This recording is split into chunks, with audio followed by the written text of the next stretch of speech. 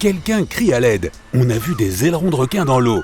Le maître nageur agite un drapeau violet, mais il est trop tard. Les méduses ont pris le dessus. Il y a une énorme vague qui s'approche du rivage à 90 degrés. La panique s'installe sur la plage. Tu as une chance de sauver tout le monde avec ton kit de voyageur temporel. Tu prends ton guide de survie sur la plage avec toi et appuies sur le bouton rouge. Voilà, tu es arrivé à la plage 1 heure avant que les choses ne tournent mal. Des enfants ont construit un énorme château de sable. Ils ont creusé de plus en plus profondément pour obtenir du sable supplémentaire. Cette fosse qu'ils ont creusée au bord de l'eau peut générer un affaissement. Elle ne se remplit pas complètement, alors quelqu'un peut se tordre la cheville s'il y met les pieds. Parfois, les gens tombent dans d'énormes fosses. Le sable les remplit immédiatement et on a l'impression qu'on te jette du béton dessus. Tu dis à tout le monde autour du château de sable de bien regarder où ils mettent les pieds. La zone de sable spongieux juste ici pourrait bien être du sable mouvant. Elle se forme près des bords des rivières, des marais et des plages et est composée à 70% d'eau. Elle semble solide, alors tu vas vérifier avec un bâton et tu marches dessus tout doucement. Elle supporte ton poids. Si quelqu'un ne sait pas comment faire, il risque de s'enfoncer jusqu'à la taille. Le secret pour en sortir est de rester calme et de remuer lentement les jambes en étant allongé sur le dos. Pour ceux qui ne connaissent pas les règles, tu marques cette zone avec 4 bâtons. Tu vois une vague qui se déplace rapidement dans un angle droit par rapport au rivage. Le guide de survie sur la plage indique qu'il s'agit d'un courant de retour. Ils peuvent se former dans n'importe quelle partie du monde. Tu dis à tout le monde de rester hors de l'eau jusqu'à ce qu'ils disparaissent. Les couloirs formés par les courants d'arrachement sont généralement étroits et peu dangereux, mais ils peuvent devenir aussi longs et larges qu'une piste de bowling.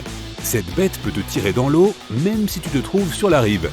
Si tu es pris dans un courant de retour, essaie de rester calme pour économiser de l'énergie et trouver un bon plan. N'essaie pas de combattre le courant, il gagnera toujours. Nage parallèlement à la plage jusqu'à ce que tu réussisses à sortir. Si cela ne fonctionne pas, essaie de crier à l'aide ou de faire un signe avec la main. Si tu essaies de sauver quelqu'un d'un courant de retour, lance-lui quelque chose qui flotte. Si tu vas dans l'eau pour le sauver, vous aurez peut-être tous les deux besoin d'aide. Un couple âgé cherche un endroit un peu calme pour nager, près de la jetée et loin de la foule. Tu rentres dans l'eau pour les avertir que c'est une mauvaise idée. La plupart des courants d'arrachement se forment près des jetées, des quais et d'autres structures se trouvant dans l'eau. Mais même un tout petit courant peut t'entraîner directement dans cette construction en pierre. Tu repères un groupe de plongeurs, ils transportent des caméras sous-marines pour prendre des clichés de la vie aquatique. Tu leur dis de faire attention aux oursins-fleurs. Ils ressemblent à de jolis coraux, mais possèdent des épines venimeuses qui leur servent à effrayer les prédateurs. Ces épines sont aussi très dangereuses pour l'homme. Si tu marchais sur un oursin, tu aurais l'impression de marcher sur des clous ou du verre. Certains oursins possèdent également une morsure venimeuse. Certains serpents de mer ont plus de venin que les cobras. Ils l'utilisent pour paralyser les poissons, mais n'attaqueront jamais les humains en premier. Parfois, la marée les emporte hors de l'eau. Ils feront semblant d'être morts, mais pourront toujours mordre par réflexe. Cette morsure peut te donner des symptômes très désagréables. La rascasse volante, qui vit dans l'océan Atlantique, le golfe du Mexique et la mer des Caraïbes, est l'un des plus beaux prédateurs marins. Elle peut te piquer par accident avec son venin digne d'un cobra. Cela fait aussi mal que la piqûre d'1 millier d'abeilles.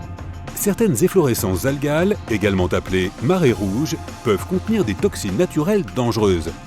Si tu repères des algues noires, blanches, vertes, brunes, violettes ou rouges, qui ressemblent à du fromage blanc, à une soupe épaisse ou à une espèce de pellicule sur l'eau, garde la tête et surtout ta bouche et ton nez éloignés de ces algues.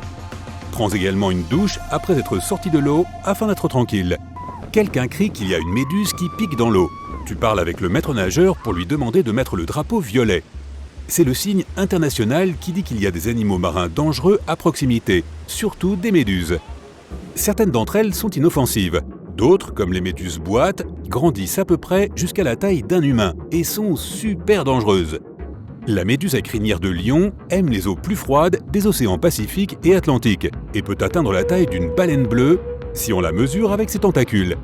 Elle les utilise pour chasser. Tu prends un haut-parleur et informes tout le monde de la signification du drapeau violet. Il est préférable de rester hors de l'eau lorsque tu le vois. Si tu dois entrer dans l'eau, mets au moins une combinaison de plongée pour protéger ta peau. Une méduse gît immobile sur le rivage. Tu ne laisses personne la ramasser. Elle peut encore piquer. Si cela arrive, tu dois verser de l'eau propre sur ta peau et la recouvrir de vinaigre. La chaleur devient insupportable et une famille cherche de l'ombre sous un cocotier. Tu leur dis de trouver un autre endroit. Une noix de coco peut tomber à une vitesse folle du sommet de l'arbre. Heureusement, ils avaient déplacé la serviette juste avant que cela n'arrive. Pendant que la famille cherche un nouvel endroit pour poser sa serviette, tu lui recommandes de boire beaucoup d'eau. Cela permet d'éviter un coup de chaleur. Cela fait plus de victimes chaque année que les inondations, la foudre, les ouragans et les tornades réunis. Pour éviter d'en avoir un, l'eau plate est la meilleure boisson à consommer sur la plage. Une gentille vieille dame sort du pain pour nourrir les mouettes. Tu cours vers elle et prends le pain pour la protéger. Lorsque tu donnes du pain aux mouettes, quand elles volent, elles peuvent t'attaquer.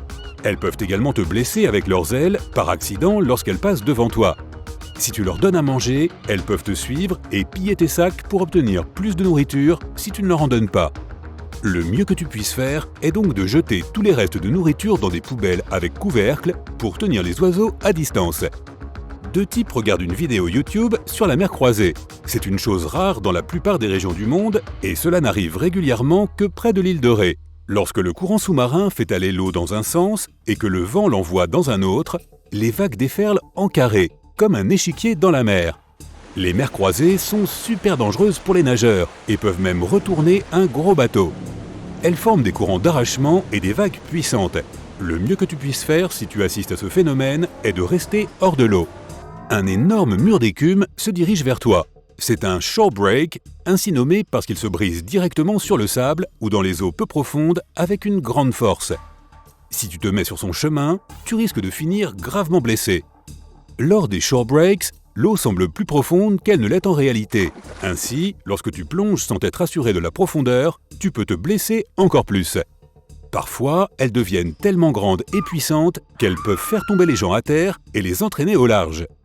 Si cela se produit et que tu commences à geler dans l'eau, n'essaie pas de nager trop vite afin de rester chaud. Détends tes bras, contrôle ta respiration et bouge tes membres le moins possible. Mets-toi en position fétale, c'est comme si tu étais assis dans l'eau et que tu embrassais tes genoux. Essaie de garder une partie de ton corps au-dessus de l'eau pour économiser la chaleur. La température de ton corps peut également baisser si tu es resté trop longtemps dans l'eau. Compte jusqu'à 10, puis reviens à 1. Si tu ne peux pas le faire plusieurs fois, sors immédiatement de l'eau. Sinon, tu risques de t'évanouir pendant que tu nages. Une fois de retour sur la plage, réchauffe-toi avec des serviettes, des couches de vêtements et un chapeau. Il fait nuit et tu dis à tout le monde de sortir de l'eau. Tu n'as qu'une chance sur 4 millions de rencontrer un requin sur la plage, mais il est plus probable que cela se produise au coucher du soleil, ou peu après celui-ci, ou encore peu avant l'aube. Les requins sont les plus actifs à ces moments-là. Tu as également plus de chances de les apercevoir de loin lorsqu'il fait clair et que la mer est calme. Tu entends le tonnerre gronder quelque part au loin. Quand cela se produit à la plage, cela signifie que tu es déjà dans la zone de danger où tombe la foudre. Un grand espace ouvert sur la plage et la proximité de l'eau en font l'un des pires endroits où se trouver pendant une tempête. Tout le monde doit faire ses valises et partir pour se mettre à l'abri.